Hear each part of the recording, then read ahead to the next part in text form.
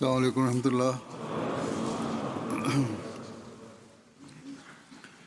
أشهد أن لا إله إلا الله وحده لا شريك له وأشهد أن محمدا عبده ورسوله أما بعد فأعوذ بالله من الشيطان الرجيم بسم الله الرحمن الرحيم الحمد لله رب العالمين الرحمن الرحيم مالك يوم الدين إياك نعبد وإياك نستعين اهدنا الصراط المستقيم صراط الذين أنعمت عليهم غير المغضوب عليهم ولا الضالين.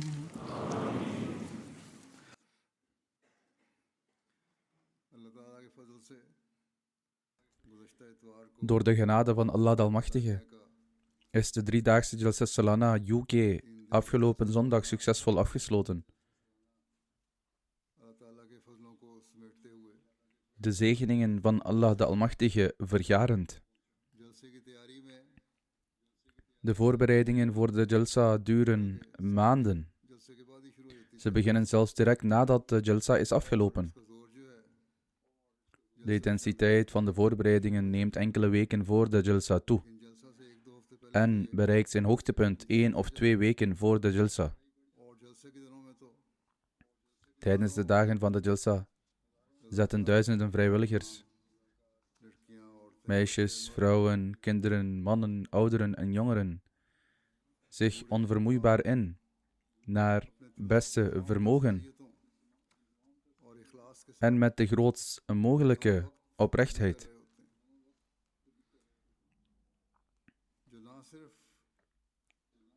Ze zorgen niet alleen voor het welzijn van de Ahmadi-gasten, maar voorzien ook in de behoeften van niet-Ahmadi en niet-moslimgasten, die vanuit landen over de hele wereld aanwezig zijn. Ze geven hen ook het ware beeld van de islam weer. En daarmee oefenen zij een stille vorm van prediking uit.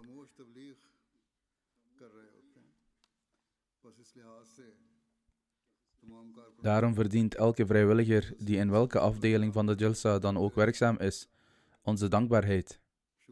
Mogen Allah de Almachtige hen de beste beloning voor hun inzet schenken.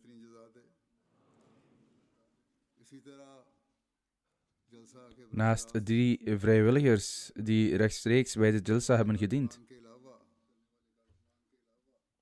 zijn er de medewerkers van MTA, van wie velen vrijwilligers zijn. Ook zij verdienen onze dankbaarheid, omdat zij alles in het werk hebben gesteld om het verloop van de Jalsa naar alle uithoeken van de wereld op een uitstekende manier uit te zenden. Ook dit is een krachtig middel voor tabligh. Ook de afdelingen pers en media speelden hun rol bij het verspreiden van nieuws over de Jalsa. Dit omvat zowel de centrale persafdeling als de Britse persafdeling. En ze wisten miljoenen mensen te bereiken. Zowel mannen als vrouwen hebben hieraan bijgedragen. Net als in voorgaande jaren kwamen veel vrijwilligers van Majlis Khuddam al-Ahmadiyya Canada de werkers bijstaan.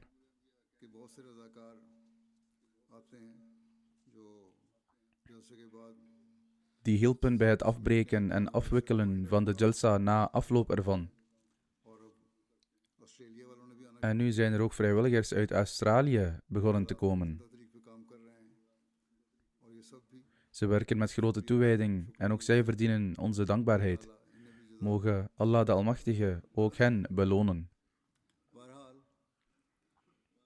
De indruk die de vrijwilligers bij niet-Ahmadi gasten achterlaten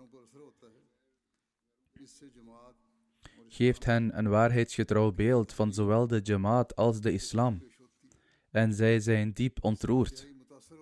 Ze sturen talloze blijk van waardering en spreken ook hun dankbaarheid uit.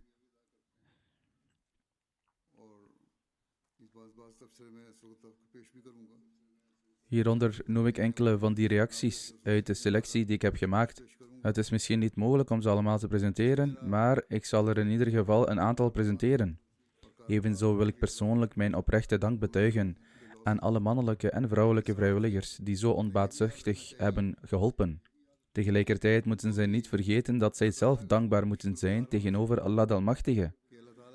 Dat Hij hen allen de kans en het vermogen heeft geschonken om de gasten van de beloofde Messias ﷺ te dienen.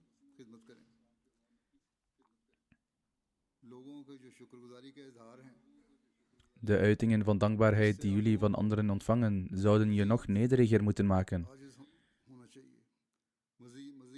Je nog meer moeten onderwerpen aan Allah de Almachtige en Hem dankbaar zijn. Mogen Allah de Almachtige je daartoe in staat stellen. Zoals ik al zei, zal ik enkele indrukken van gasten presenteren. De eerste die ik op dit moment voor me heb, is die van de heer Lamin Jabi Sahib, de minister van Communicatie en Digitale Economie van Gambia.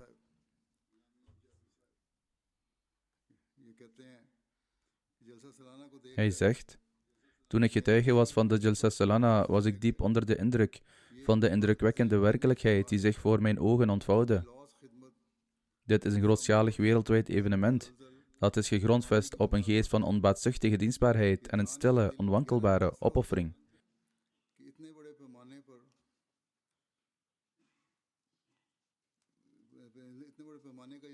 Het is zo ontroerend om te horen dat zo'n enorme bijeenkomst in Qadian begon met slechts 75 mensen. En wat de organisatie betreft is het uitgegroeid tot een opmerkelijke prestatie. Het wordt via satelliet uitgezonden naar 200 landen over de hele wereld. Ik was ook verbaasd dat er geen politie nodig is voor de organisatie. Er is geen materiële beloning bij betrokken. Bedrijfsleiders, artsen en jongeren legden hun maatschappelijke positie opzij en hebben vrijwillig de vloeren schoongemaakt, eten gekookt boven open vuur en het verkeer geregeld. Toen vervolgens de oproep tot het gebed klonk, viel deze enthousiaste bijeenkomst, bestaande uit mensen van verschillende nationaliteiten, onmiddellijk in volledige stilte. Zozeer zelfs dat men zelfs het geluid van een vallende speld niet kon horen. Getuige zijn van deze levende realiteit van zo'n enorme discipline en spiritualiteit is zeldzaam in de materialistische wereld van vandaag.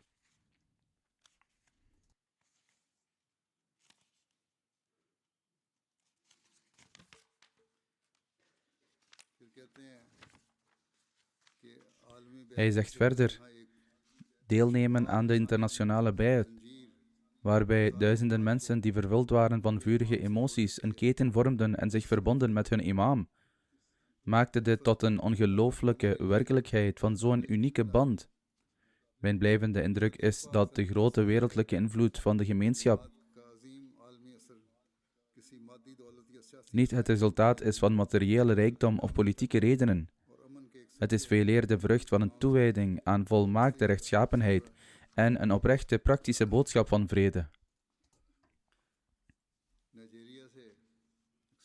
Uit Nigeria, een koning genaamd Oba Kahinde Gadewole, die ongeveer de helft van een staat bestuurt, zegt: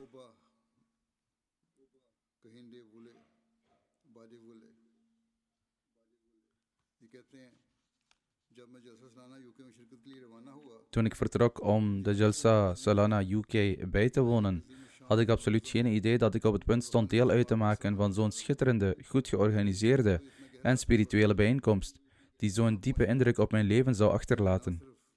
Toen ik hier aankwam, was ik niet alleen getuige van een buitengewoon voorbeeld van discipline, broederschap en dienstbaarheid aan de mensheid, maar ook mensen uit verschillende landen en nationaliteiten, die verbonden waren door liefde, respect en broederschap. We werden ontvangen met buitengewoon oprechte gastvrijheid, wat altijd een dierbare herinnering voor ons zal blijven. Ik heb hier de kans gehad om veel te leren. Maar het meest gedenkwaardige moment was de ontmoeting met de imam van de gemeenschap en het luisteren naar zijn toespraken, waaruit ik veel lessen heb geleerd.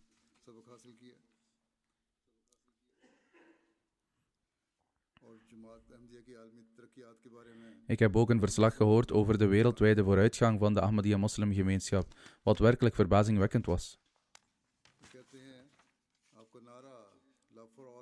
Vervolgens zegt hij, uw motto, liefde voor iedereen, haat voor niemand, is niet louter een slogan. Het is de praktische identiteit van de Ahmadiyya-moslimgemeenschap. Als de wereld deze geest van liefde, verdraagzaamheid en respect voor de mensheid zou omarmen, dan zou de wereld ongetwijfeld een bakermat van vrede kunnen worden. Hij vervolgt, de live-uitzendingen in verschillende talen over de hele wereld hebben ook grote indruk op mij gemaakt.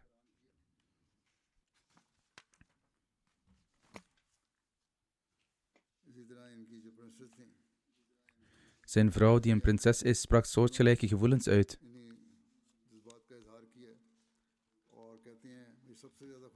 Ze zei, wat mij het meest verraste en verheugde, waren de voorbeeldige voorzieningen voor vrouwen en het respect, de vrijheid en de waardige omgeving die hen werd geboden. Het was indrukwekkend om te zien hoe duizenden vrouwen op zo'n georganiseerde manier aankwamen en vertrokken en op volkomen waardige wijze aan de Jalsa deelnemen. Het heeft veel van mijn opvattingen over de islam veranderd. Ik had het gevoel dat de Ahmadiyya-moslimgemeenschap op praktische wijze en in overeenstemming met de islamitische leer het respect dat vrouwen toekomt en hun rechten had gepresenteerd. Er was een gast uit Senegal, de heer Alioune Badara Samb. En voormalig gouverneur van St. Louis.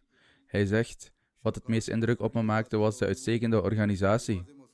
Ondanks het zeer grote aantal deelnemers was het duidelijk dat de Jalsa uiterst efficiënt was georganiseerd. Ook het vervoerssysteem was uitstekend.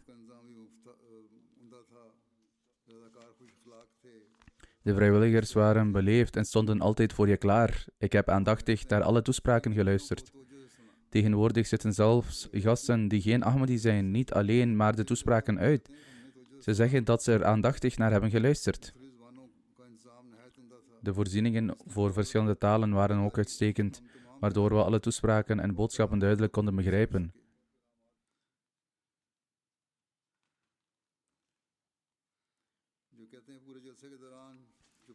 Gedurende de hele Jalsa was de boodschap die steeds weer naar voren kwam, de boodschap van liefde, vrede en broederschap.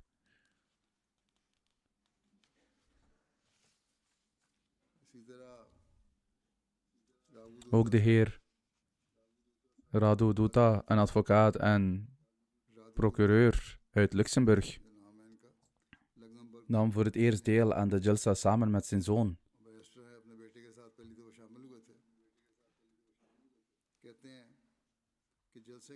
Hij zegt, de 3 dagen van de Jalsa behoorden tot de meest belangrijke dagen van mijn leven. Voor het eerst was ik getuige van zo'n grote, goed georganiseerde en waardige islamitische bijeenkomst. Ondanks het enorme aantal mensen werd het hele evenement door vrijwilligers op een buitengewoon efficiënte manier geregeld. Ik had het gevoel dat de mensen die uit verschillende landen waren gekomen, deel uitmaakten van één familie.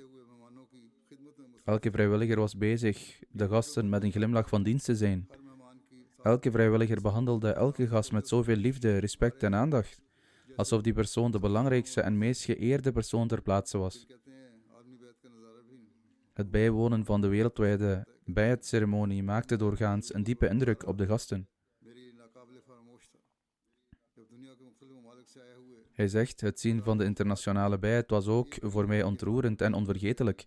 Het was indrukwekkend om te zien hoe duizenden mensen uit verschillende landen trouw zweren aan de hand van één enkele imam en met de grootste nederigheid tot Allah de Almachtige bidden.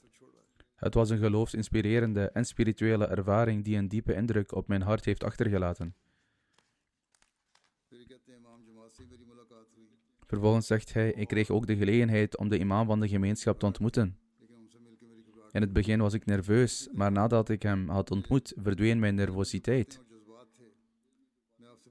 Er waren bepaalde gedachten en gevoelens in mijn hart waarover ik hem iets wilde vragen, maar nog voordat ik ernaar kon vragen, bracht hij juist die zaken zelf ter sprake en legde hij ze uit. Er is ook een nieuwe bekeerling, Elijah Gabriel, die zegt: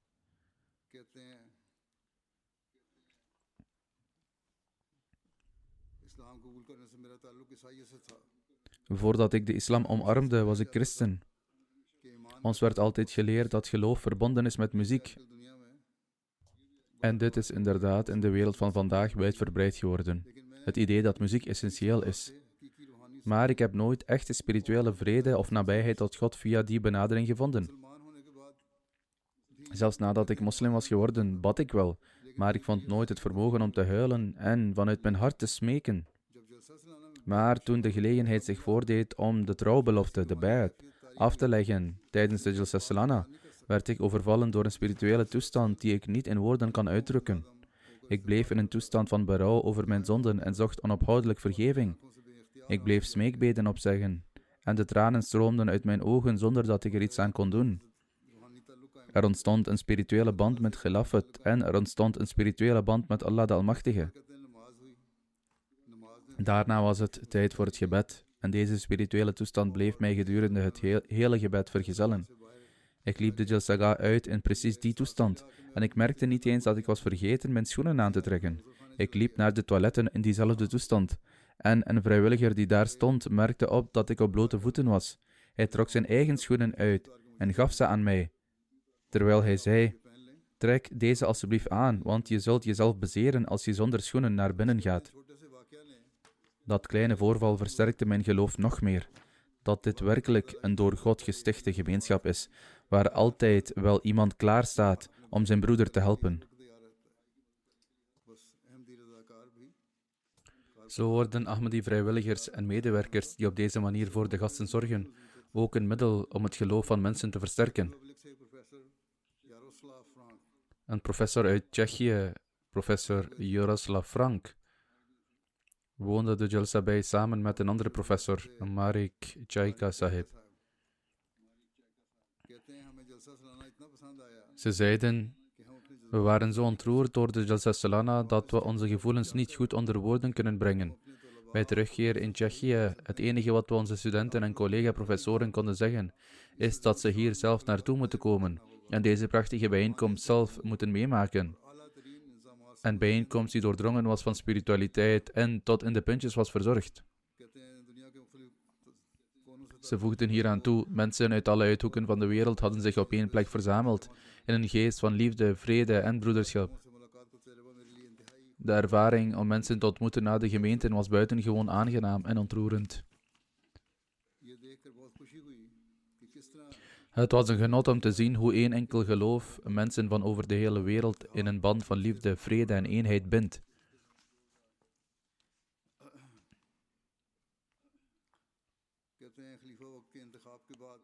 Door de toespraak van de kalif kregen we een echt inzicht in de islam en taqwa.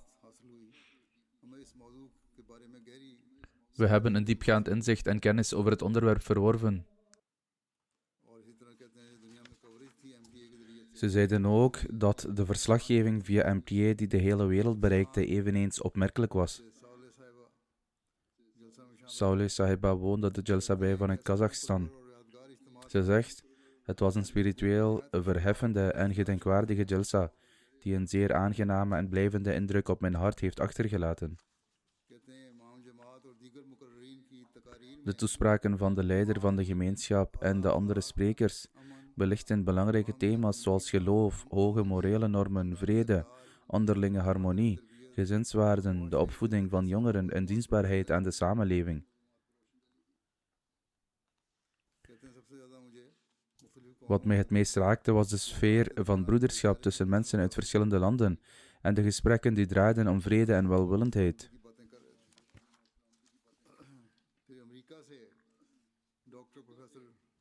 Professor Dr. Brad Schaaf, hoogleraar rechtsgeleerdheid uit de Verenigde Staten, was eveneens aanwezig. Hij zegt, ik heb de gelegenheid gehad om diverse internationale conferenties en bijeenkomsten over de hele wereld bij te wonen, maar de ervaring van de Jalsa Salana UK was uniek in vergelijking met alle andere. Ik had de kans om gasten te ontmoeten uit meer dan 100 landen, met verschillende geloofsovertuigingen, nationaliteiten en achtergronden, en stuk voor stuk deelden ze dezelfde mening, dat de sfeer van liefde, respect, vrede en wederzijdse broederschap die hier heerst, werkelijk buitengewoon is.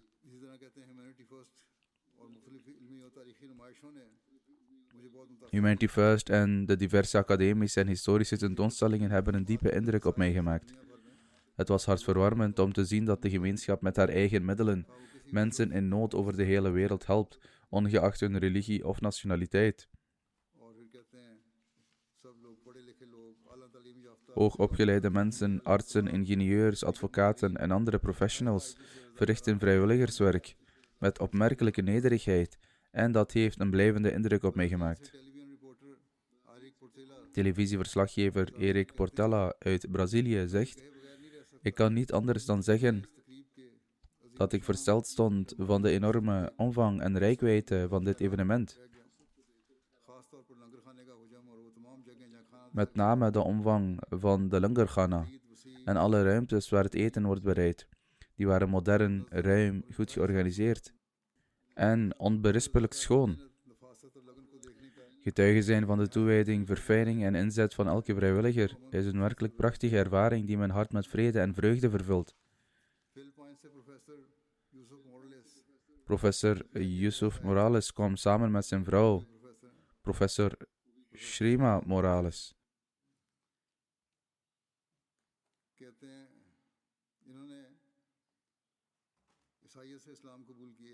Hij heeft zich tot de islam bekeerd nadat hij voorheen christen was en heeft ook gediend als voorzitter van de Nationale Commissie van Moslim Filipinos. Hij is nog geen Ahmadi. Hij zei, hoewel het officiële bezoekersaantal op ongeveer 50.000 werd geschat, toen ik de uitgestrektheid van het Jalsa-terrein zag en de omvang van de organisatie, had ik het gevoel dat deze bijeenkomst veel groter was dan dat. Ik was vooral verbaasd over de inzet van de duizenden vrijwilligers, die hun tijd en inzet geven om een complete tijdelijke stad op te zetten, waar accommodatie, voedsel, vervoer, hygiëne en andere voorzieningen worden geregeld voor tienduizenden mensen. Ondanks dat ze financieel welgesteld zijn, verrichten de vrijwilligers hun dienst in eenvoudige en fysieke zware taken, met nederigheid.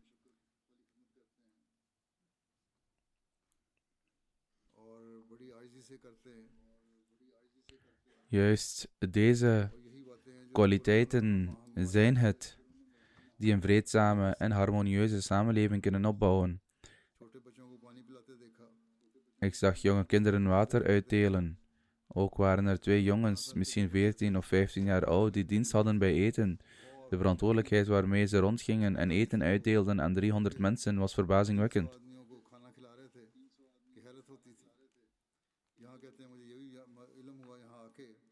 Toen ik hier aankwam, kwam ik er ook achter dat Sir Mohammed Zafrullah Khan Sahib een Ahmadi was. Ik ben ook meer te weten gekomen over de prestaties van Dr. Abdussalam Sahib.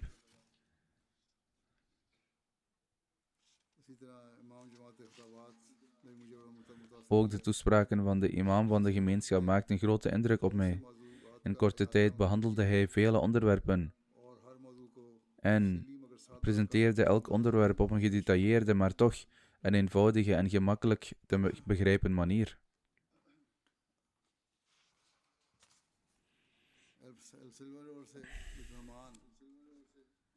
Ook Saul Legado, een gast uit El Salvador, die El Salvador vertegenwoordigt in het Centraal-Amerikaanse parlement, was eveneens aanwezig. Hij zei, dit was mijn eerste Jalsa Salana in het Verenigd Koninkrijk en het gaf me de kans om de Ahmadiyya-moslimgemeenschap van dichtbij te leren kennen. Het belangrijkste dat ik heb geleerd was hoe we ons dagelijks leven zouden moeten leiden. De centrale boodschap was dat, net zoals een tak, zodra deze van de boom is gescheiden, verdort, omdat de boom de bron van zijn leven was. Op dezelfde manier, als we ons van Allah de Almachtige verwijderen, zal dat leiden tot onze geestelijke dood. Wat de khalifa, de imam van de gemeenschap, zei, over het zoeken naar God, alleen wanneer we in moeilijkheden verkeren, was volkomen waar. Evenzo was de leiding die hij gaf met betrekking tot de relatie tussen man en vrouw, zodanig dat als we ernaar handelen en onze blik neerslaan, veel huwelijksproblemen kunnen worden voorkomen. Als niet-Ahmadis deze boodschap dus kunnen begrijpen, moeten Ahmadis ernaar streven om deze nog beter te begrijpen.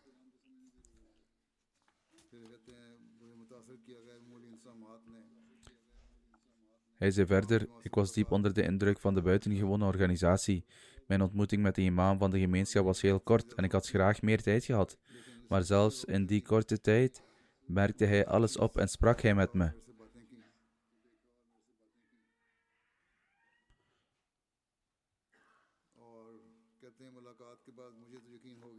Na de ontmoeting raakte ik ervan overtuigd dat de khalifa van deze tijd beschikt over diepgaande kennis van zijn gemeenschap en de positie ervan op verschillende plaatsen. Hij had een grote belangstelling voor al deze zaken. Een nieuwe bekeerlinge uit Belize, Mozi Coriano Sahiba, zegt: we komen uit een heel klein land. Onze stad telt slechts 50.000 inwoners.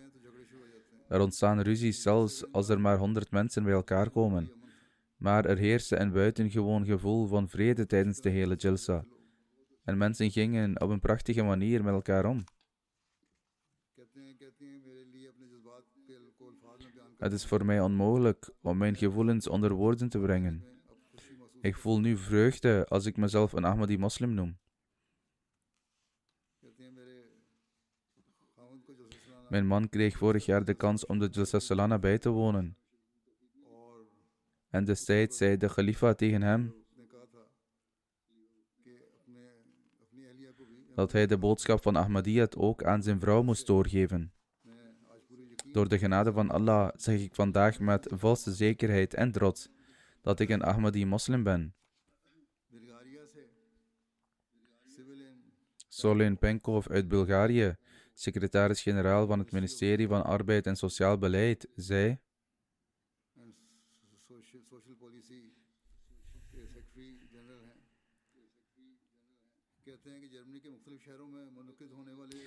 ik heb meerdere keren Jalsa Salana's bijgewoond in verschillende steden in Duitsland. Maar de ervaring van de Jalsa Salana in het Verenigd Koninkrijk was uniek en ongeëvenaard qua omvang, organisatie en hoog niveau. Wat indruk op me maakte was de buitengewone omvang van het Jalsa-terrein en de tijdelijke stad die daar was opgebouwd. Alle basisvoorzieningen waren op uitstekende wijze geregeld. En er waren meer dan 50.000 mensen bijeengekomen.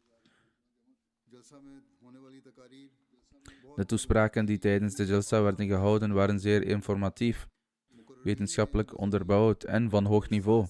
De sprekers presenteerden religieuze en wetenschappelijke onderwerpen op voortreffelijke wijze, waardoor de kennis en het begrip van het publiek werden vergroot. De verschillende tentoonstellingen maakten enorme indruk op mij. Ze waren op zeer professionele wijze ingericht, volgens moderne normen.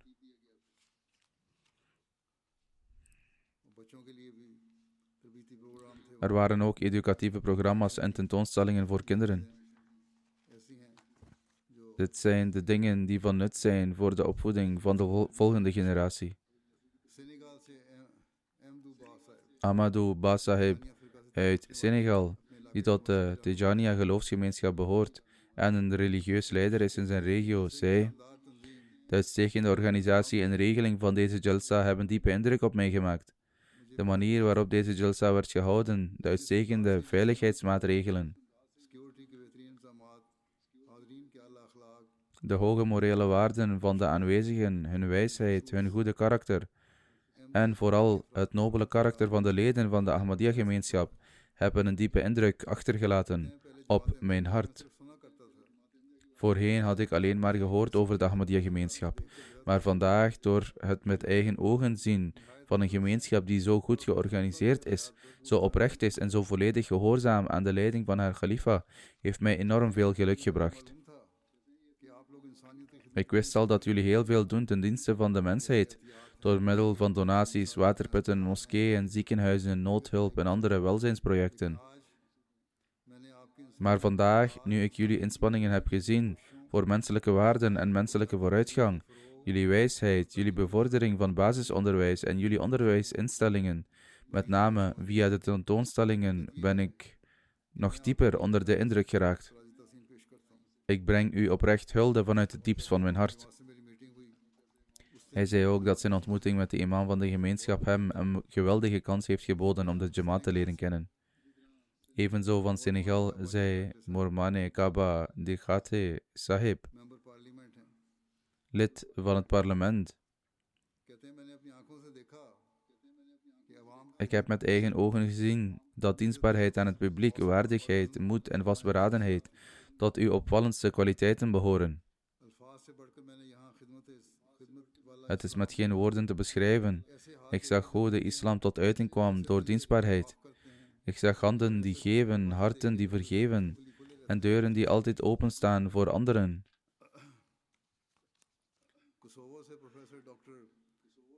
Professor Dr. Khalil Ibrahimi Sahib uit Kosovo is een vooraanstaand academicus, onderzoeker en universitair hoogleraar. En wordt in Kosovo zeer gerespecteerd vanwege zijn wetenschappelijk werk en onderzoek.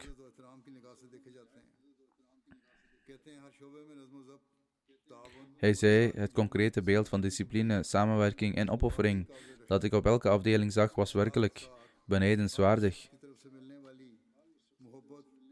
Daarnaast maakten de liefde, oprechtheid, respect en genereuze gastvrijheid, die ik van iedereen ontving, deze ervaring voor mij onvergetelijk. Gedurende deze dagen had ik de gelegenheid om naar verschillende toespraken te luisteren, met name de toespraak van de imam van de gemeenschap. Ik heb ook een ontmoeting met hem gehad. Wat het meest indruk op me maakte, was de voortdurende en buitengewone nadruk op vrede, interreligieuze harmonie, gelijkheid onder mensen, wederzijds respect. En het idee om elk lid van de samenleving mee te nemen. In onze tijd, waarin religieuze misverstanden, extremisme en intolerantie in veel delen van de wereld tot ernstige uitdagingen zijn uitgegroeid, voelden deze boodschappen uiterst actueel, hoopgevend en in staat om de mensheid richting te geven.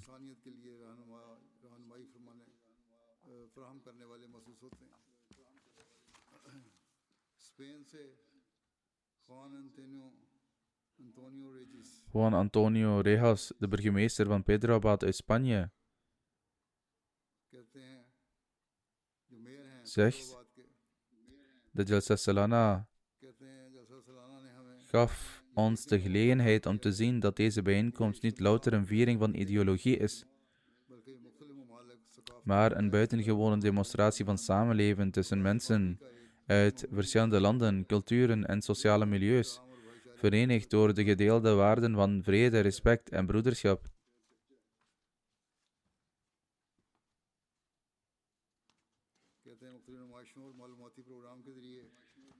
Via de diverse tentoonstellingen en voorlichtingsprogramma's heb ik ook kennis gemaakt met de diensten die de Ahmadiyya moslimgemeenschap op verschillende gebieden verricht. 2 gastadvocaten uit Australië, Caroline Sahiba en Hana Sahiba, woonden de Jalsa bij. Ze zeggen, wij beschouwen het als een groot geluk dat wij de Jalsa Salana hebben bijgewoond. De organisatie heeft ons versteld doen staan. Overal heerst een sfeer van vrede. Ik keek zowel binnen als buiten de Jalsa-locatie rond en er was geen ruzie of lawaai. Mensen die zo vredig en kalm zijn, bestaan gewoon nergens anders ter wereld. Iedereen stond klaar om elkaar te helpen. Het was een genot om te zien hoe kinderen mensen water gaven en ik woonde de vergadering over mensenrechten bij.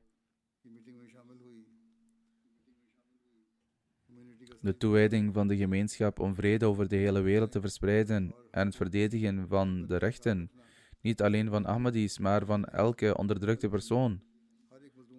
En haar stem te laten horen voor iedereen die onrecht wordt aangedaan, is iets opmerkelijks en ik was er diep door geraakt. Ze was zelfs zo ontroerd dat ze de belofte van haar missionaris afdwong dat hij haar volgend jaar weer mee zou nemen. Bolivia से सहाफ़ी गाइडर ज्ञान Gaider Gain, een journalist uit Bolivia, woonde de Jalsa bij.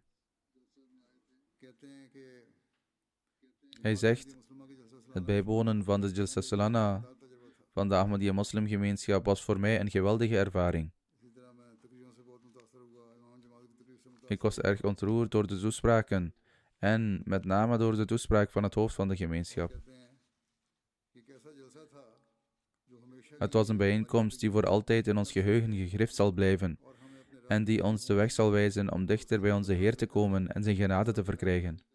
अल्लाह ताला करे कि इस्लाम के पैगाम को भी कबूल करने वाले Mogen Allah ervoor zorgen dat ook zij de boodschap van de islam gaan aanvaarden. देखने का मौका मिला Hij zegt, ik heb persoonlijk de kans gehad om met eigen ogen te zien dat de propaganda die al jaren wordt verspreid, dat moslimvrouwen onderdrukt worden en onder dwang leven, een regelrechte leugen is. इस्लाम में औरत को इज्जत Integendeel, ik was diep onder de indruk van de eer, de bescherming en het belang dat in de islam aan vrouwen wordt gehecht.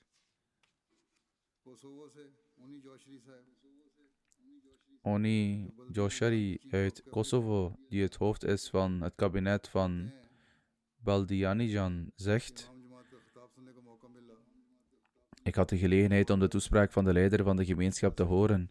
En voordat de Jalsa begon, had hij de vrijwilligers geadviseerd om de dienst aan de gasten als een grote verantwoordelijkheid te beschouwen. En deze met liefde, nederigheid, oprechtheid en het beste gedrag te vervullen. साथ अंजाम थे ये जुमेरात की रात को कहते हैं उस Dit was donderdagavond. अच्छी लगी थी Op dat moment vond ik dit advies bewonderenswaardig. Maar ik had geen idee dat ik de volgende dag al de praktische belichaming ervan met eigen ogen zou zien. Ik werd plotseling ziek. Ik begon me duizelig te voelen. Ik voelde me niet goed en moest overgeven. शुरू हो गई फौरन first aid वालों ने मुझे Het EHBO-team kwam onmiddellijk naar me toe en 6 artsen verzamelden zich om me heen. Het voelde alsof ik thuis was. Op dat moment realiseerde ik me dat de richtlijnen van de Khalifa niet louter woorden waren. Ze waren een levend onderdeel van het dagelijks leven van elke vrijwilliger. Japan से Hiroyuki Hiroyuki Iwamoto Sahib uit Japan zegt: कहते हैं कि हमारे लिए बहुत यादगार सफर था Het was voor ons een onvergetelijke reis. We ervoeren de sfeer van de Jalsa als doordrongen van liefde en spiritualiteit. De inzet van de helpers, de manier waarop de kinderen water uitdeelden, de band van de gemeenschap met het kalifaat en het verlangen om u, namelijk de khalifa, te zien. Het was echt een indrukwekkende ervaring. एक और दोस्त Een andere gast, afkomstig uit Libanon en woonachtig in België, Belgium के zegt: कहते हैं मैं चूंकि diplomatic core में Aangezien ik in het diplomatieke korps werk, reis ik naar verschillende plaatsen over de hele wereld waar belangrijke bijeenkomsten worden gehouden. Of dat nu in Qatar, Brussel of andere grote steden is. Maar nergens heb ik een programma gezien dat zo verheven en zo goed georganiseerd is als deze Jalsa, 10,000 से ज्यादा अफराद हैं कोई किसी को Zaka waar meer dan 50.000 mensen aanwezig zijn en niemand duwt of dringt zich op. Er wordt geen enkel hard woord gesproken. Iedereen gaat met elkaar om met waardigheid, respect en liefde. Ik heb hier in de praktijk de islamitische leer van broederschap gezien. Evenzo ben ik op deze Jalsa getuige geweest van de praktische uitwerking van de Koranleer, La ikraha fid din. Mensen van andere geloofsovertuigingen zijn hier, leven onder ons, worden met alle beleefdheid en respect behandeld en bewegen zich vrij en gelukkig rond. Ook Sergio Rubin uit Argentinië was aanwezig. ने भी यहाँ शिरकत की मुल्क के सबसे अहम national Hij is hoofdredacteur voor religieuze zaken bij Clarín, een van de belangrijkste nationale kranten van het land. Hij zegt: voordat ik hierin kwam, toen ik mijn krant op de hoogte bracht van mijn voornemen om deze Jalsa bij te wonen, adviseerden veel van mijn collega's mij mijn besluit te heroverwegen, vanwege de algemene vooroordelen tegen de islam die heersen. Toen ik echter de sfeer van de Jalsa met eigen ogen zag, werd het duidelijk dat het beste bewijs dat de islam een vredesreligie is, jullie gemeenschap zelf is, en de vredige sfeer van jullie Jalsa. आपकी जमात खुद है माहौल है, इस कदर बड़े और वसी मजमे को Ondanks zo'n enorme en grote bijeenkomst heerst er overal een sfeer van vrede en rust. आखिरी दिन Op de laatste dag van de Jalsa zond hij een live uitzending uit van de gebeurtenissen TV channel op televisiezender की लाइव नशरियात नजर TN, और ताकि नाजरीन को भी zodat de kijkers deze sfeer ook konden ervaren. और इस बात पर भी जोर दिया कि इस्लाम Hij benadrukte dat de islam een religie van vrede is बहसीत दलील जमात को बहसीत दलील पेश en hij stelde de gemeenschap daarvan als een levend getuigenis voor. Catholic हैं, कहते हैं आपका खलीफा Zelf is hij katholiek. से का इफ्तिताह खत्म Verder zegt hij, ik heb enorm genoten van de inaugurale toespraak van de Khalifa tijdens de Jalsa Salana, waarin hij sprak over rechtschapenheid, de essentie van elke religie. और कहते हैं बहसीत ईसाई मुझे इस पहलू के लिहाज से Als christen bood dit mij een geweldige kans om mijn eigen kennis en begrip op dit gebied te verdiepen. Lithuania से सोतिलाना मार्केविचने साहिबा Svetlana Markevicine uit Litouwen zegt, के जलसा सलाना के मौके पर मुसलमानों में tijdens de Jalsa Salana had ik de gelegenheid om onder moslims te leven en hun gewoonten en gebruiken van dichtbij te observeren.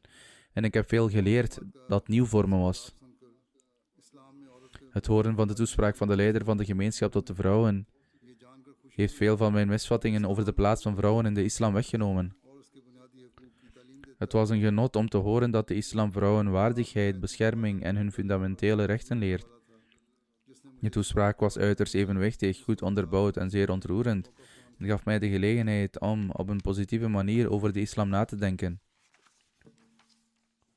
Switzerland से अक़वाम मुत्तहिदा की human rights Julia Pertese, consultant een mensenrechtenadviseur bij de Verenigde Naties uit Zwitserland, zegt: मेरे लिए एक मुनफरिद तजुर्बा था और इज्तिमा में शिरकत के Het was een unieke ervaring voor mij. ज़रिए को En door de bijeenkomst bij te wonen kreeg ik de kans om een religieuze gemeenschap, waarover mijn kennis voorheen beperkt was, van naderbij te observeren. और शुरुका मेहमानों की De gastvrijheid, मेहमान नवाजी hartelijkheid खुश अखलाकी en behulpzaamheid van de vrijwilligers en deelnemers hebben een zeer sterke indruk op mij gemaakt. और खुश अखलाकी और ताउन ने मुझे बहुत मुतासर किया हर एक नायत खंदा पेशानी से मिलता Iedereen begroette me op een vrolijke en open manier, और हमेशा इस बात beantwoordde mijn vragen en stond altijd klaar om te reageren op wat ik ook vroeg. जमात अहमदिया मुसलमान की तारीख En dit gaf me een veel betere kans om de geschiedenis, tradities en kernwaarden van de Ahmadiyya moslimgemeenschap te begrijpen. मुख्तलिफ नुमाइशों की भी तारीफ की है इन्होंने तो बहुत Ze prees ook de verschillende tentoonstellingen en zei dat ze erg boeiend waren en dat ze de geschiedenis, de humanitaire hulpprojecten en de bijdragen van de gemeenschap op verschillende gebieden op een boeiende en effectieve manier presenteerden. दिलदार साबित हुई क्योंकि De tentoonstelling over de rol van vrouwen was voor mij bijzonder leerzaam, omdat het me de kans gaf om dit onderwerp vanuit het perspectief van de gemeenschap zelf te begrijpen. सोना साहिबा Professor Federica Sona Sahiba uit Turijn, Italië, zegt: उन्होंने दूरअंदेशी और रूहानियत tijdens de Jalsa Salana was ik getuige van een prachtige harmonie tussen wijsheid en spiritualiteit. उन्हें दूरअंदेशी और रूहानियत का एक खूबसूरत इम्तिजाज नजर आया अकली नुक्ता नज़र से देखें तो हैरान कुन बात Vanuit rationeel oogpunt viel mij vooral de opmerkelijke efficiëntie en gratie op waarmee het hele evenement was georganiseerd en geleid. Alles leek zo natuurlijk en naadloos te verlopen als een natuurlijke windvlaag. बड़ी उम्र तक के Van de jongste vrijwilliger die water moest serveren tot de meest ervaren medewerkers. Iedereen straalde dezelfde oprechtheid, gastvrijheid, beleefdheid en een warme glimlach uit. Emotioneel gezien खानदान में खुश आमदीद का had ik het gevoel dat ik werd verwelkomd in één grote internationale familie. खुशी से कबूल Elke gast werd met oprechte vreugde ontvangen en met zorg en genegenheid behandeld. कहती मेरी Ze vertelt verder: ik ontmoette veel mannen, vrouwen en kinderen die me met een glimlach begroeten, me hielpen de weg te vinden en verhalen over hun leven met me deelden, sommige pijnlijk, sommige vreugdevol, en weer andere inspirerend en verhelderend. खासतौर पर रूहानी और बारीक पहलुओं का जिक्र करते हुए कहते Verwijzend naar met name de spirituele en subtiele aspecten van haar ervaring, zegt ze: हैं उनसे शेयर किए ik was diep onder de indruk van de verhalen die sommige leden van de gemeenschap over ervaringen met toekomstige gebeurtenissen via heldere dromen deelden. Ze besluit met de woorden: deze Jamaat is één grote en hechte familie die geografische grenzen overstijgt. Janab Aydin Sahib, een wetenschapper op het gebied van de godsdienstsociologie, gevestigd in Rome, zegt: het eerste wat de aandacht trekt is de samenkomst van zoveel verschillende nationaliteiten, talen en culturen op één plek. De ceremonie waarbij de vlaggen van verschillende landen naast de vlag van de Jamaat worden gehezen, illustreert op prachtige wijze deze internationale eenheid. Een kleine wereld, als het ware, waar diverse volkeren samenleven zonder hun individuele identiteit te verliezen. Hij zegt verder: als student godsdienstsociologie gaf de Jalsa mij de gelegenheid om te zien hoe een religieuze gemeenschap zowel lokale identiteiten als een gedeelde wereldwijde eenheid met succes in stand kan houden. Hij sprak ook zeer grote waardering uit over de gastvrijheid die de gasten ten deel viel en prees hartelijk de toewijding van de vrijwilligers. Dominee Tony Snow Sahib van de Stoney Nakoda First Nation, Canada, zegt: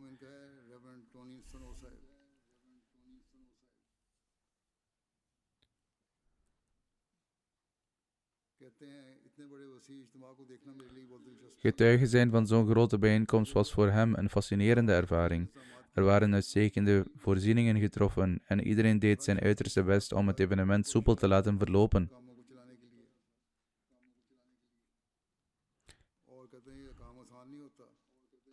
Hij voegt hieraan toe: het organiseren van een evenement van deze omvang is zeker geen gemakkelijke taak, en ik was diep onder de indruk van de toewijding waarmee al het werk werd uitgevoerd.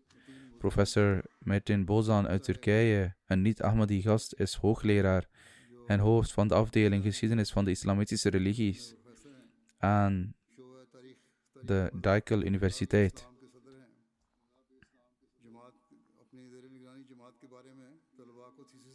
Onder zijn begeleiding hebben studenten ook academische scripties geschreven over de Ahmadiyya moslimgemeenschap.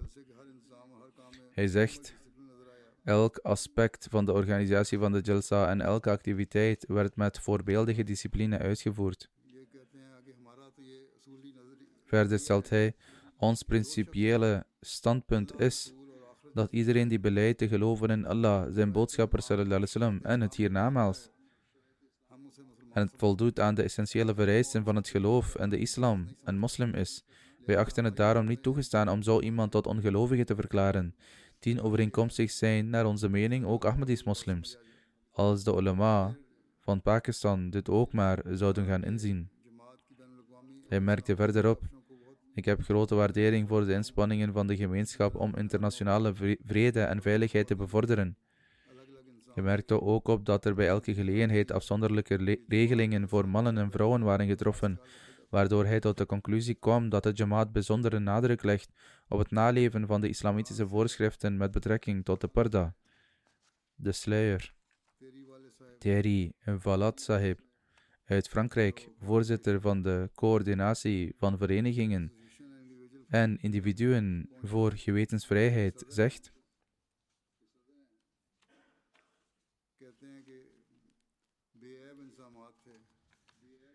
de organisatie was vlekkeloos, de sfeer was vredig en er heerste een diep gevoel van rust. De eindtoespraak van het hoofd van de Ahmadiyya moslimgemeenschap was werkelijk inspirerend en een groot baken van leiding. Het herinnerde ons aan de hoge morele normen die ieder individu zou moeten nastreven en aan de vreedzame wereld die alle mensen samen zouden moeten opbouwen. Verder zei hij: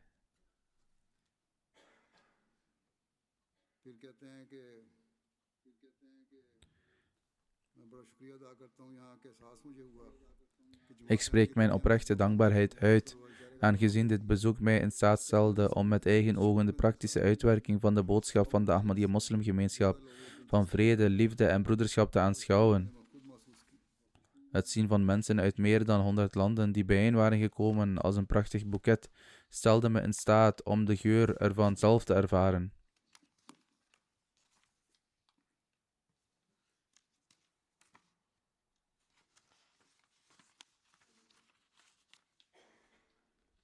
Belgium से एक जर्नलिस्ट हैं Een journalist uit België zegt: वो कहते हैं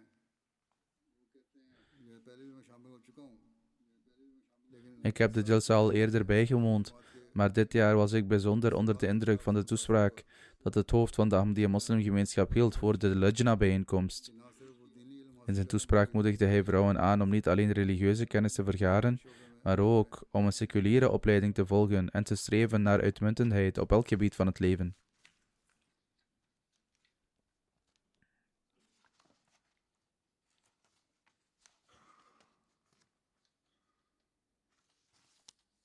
इसी तरह जापान से प्रोफेसर मेनेसाकी Professor Minesaki Hiroko Sahiba uit Japan, उन्होंने जमात Ahmadi die onderzoek heeft gedaan naar de Ahmadiyya moslimgemeenschap en hierover een boek heeft geschreven, deelde eveneens haar indrukken. In het kader van het onderzoek bezocht ze Rabwa, Qadian en diverse andere plaatsen en heeft een diepgaand inzicht in de gemeenschap ontwikkeld. Ze vertelt: ik ontmoette een jonge Duitse man op de Jalsa die eerder diezelfde dag de bayat had afgelegd. Toen ik hem vroeg wat hem ertoe had bewogen om zich bij de Ahmadiyya moslimgemeenschap aan te sluiten, antwoordde hij dat het de sfeer van de Jalsa was en de geest van broederschap en wederzijdse liefde onder de Ahmadis die hem ertoe hadden bewogen Ahmadiyya te aanvaarden. Ze sprak ook haar grote waardering uit voor het werk van de vrijwilligers.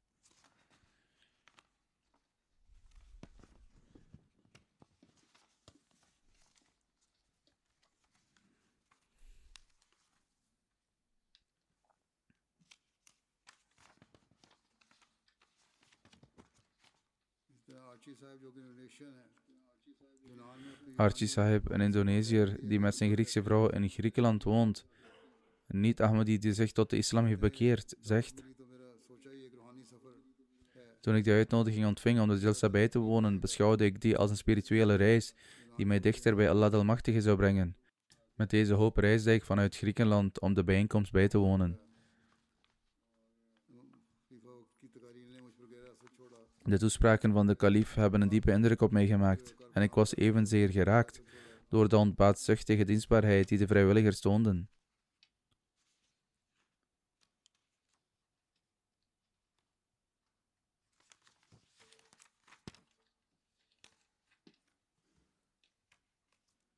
लटविया के मेहमान हैं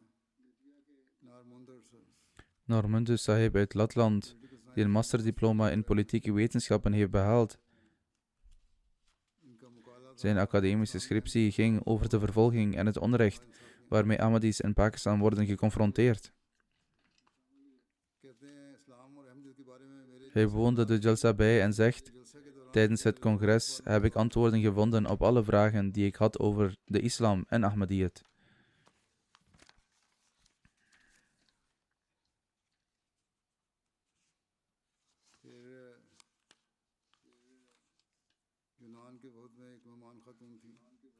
Er was ook een dame in de delegatie uit Griekenland. Ze zegt: het was een geweldige ervaring. Alle vrijwilligers waren buitengewoon vriendelijk en behulpzaam tegenover de gasten.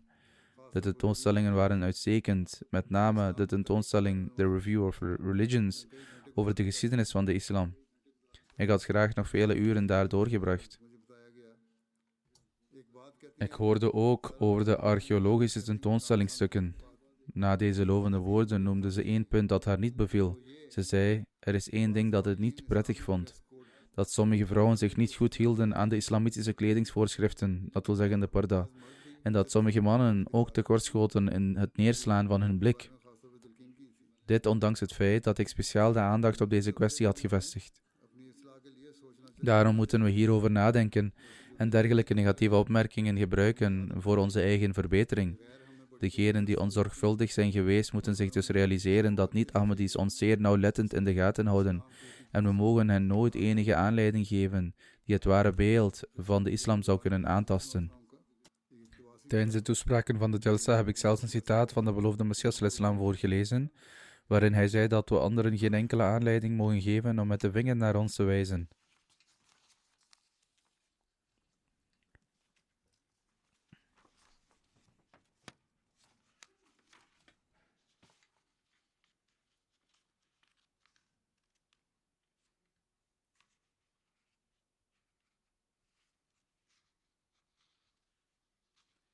Poland से Uit Polen was er een professor, Wojciech Lomentowicz. De namen zijn nogal moeilijk. Hoe dan ook, hij is hoogleraar mensenrechten en heeft ook gediend als rector van een universiteit. Hij doseert rechten.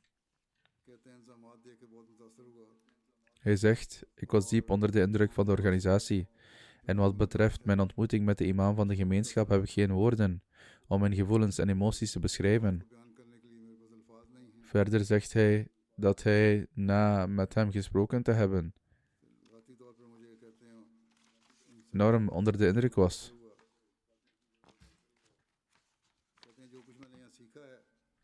Vervolgens zegt hij, wat ik hier heb geleerd zal ik nu aan mijn studenten doorgeven, zodat zij inzicht kunnen krijgen in de ware betekenis van de leer van de islam.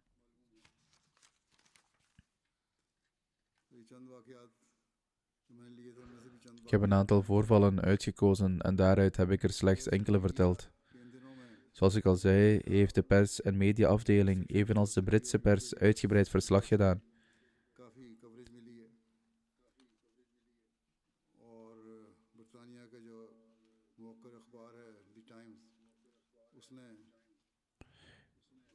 The Times, een van de toonaangevende Britse kranten, besteedde er veel aandacht aan. Ook andere delen van de pers besteden er aandacht aan. De media-aandacht omvatte 16 artikelen in de gedrukte pers, met een lezerspubliek van 10 miljoen. Er waren 35 radioprogramma's, wat een stijging is van 10 ten opzichte van vorig jaar. Er waren 6 televisieprogramma's met een geschat publiek van 7,2 miljoen. Op sociale media waren er 530.000 weergaven. En de Britse afdeling heeft ook een rapport waarin de cijfers in de tientallen miljoenen lopen. In totaal bereikte de berichtgeving via de pers en de media 52,8 miljoen mensen. Ongeveer 12 verschillende kranten en televisiezenders besteden aandacht aan de Jalsa, waaronder bekende nationale televisiezenders en kranten. Wat de indrukken van de journalisten betreft, zei een journaliste, nadat ze de bijtceremonie op de laatste dag had bijgewoond: ik ben diep ontroerd, mijn ogen vulden zich met tranen. Dit is een tafereel dat ik nog nooit ergens ter wereld heb meegemaakt. En ik denk niet dat iemand anders ter wereld ooit zo'n evenement zou kunnen organiseren of zo'n ervaring zou kunnen bieden. Het was een adembenemend zicht en ik was er volledig door in de ban. Ook van anderen kwamen er veel soortgelijke reacties. Ook MTA Africa verricht geweldig werk. Hier namen 20 journalisten deel en zij stuurden 157 verslagen. Hun verslagen bereikten meer dan 63 miljoen huishoudens met nieuws over de Jalsa. In heel Afrika werden nieuwsberichten en toespraken van de Jalsa Salana live uitgezonden op meer dan 18 zenders. En het geschatte bereik van deze uitzendingen bedroeg meer dan 35 miljoen mensen. De reacties van niet-Ahmadi-kijkers in Afrika waren als volgt.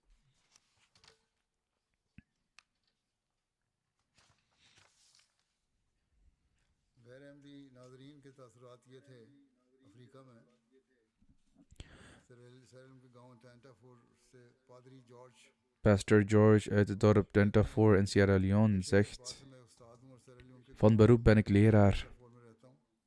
En ik woon in het dorp Dentafour in Sierra Leone. Ik ben geen Ahmadi-moslim. Gedurende alle 3 de dagen van de Jalsa Salana UK was hetgeen dat de meeste indruk op mij maakte de diepe liefde die Ahmadi-moslims koesteren voor het kalifaat en de manier waarop zij vrede, liefde, loyaliteit en respect tonen voor de hele mensheid, ongeacht tot welk land ze behoorden. Hij zegt, ik was eigenlijk van plan om zondag naar de kerk te gaan, maar in plaats daarvan besloot ik naar de moskee te gaan, om de internationale bijtceremonie bij te wonen. Wat ik daar zag was totaal anders dan ik me had voorgesteld. Ik begrijp nu waarom de Ahmadiyya-moslimgemeenschap zich zo snel over de hele wereld verspreidt.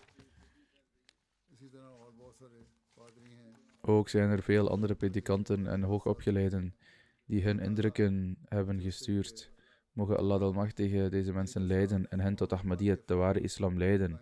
Net zoals hij ervoor zorgt dat de gezegende effecten van deze jalsa blijven rusten op alle leden van de jalsa.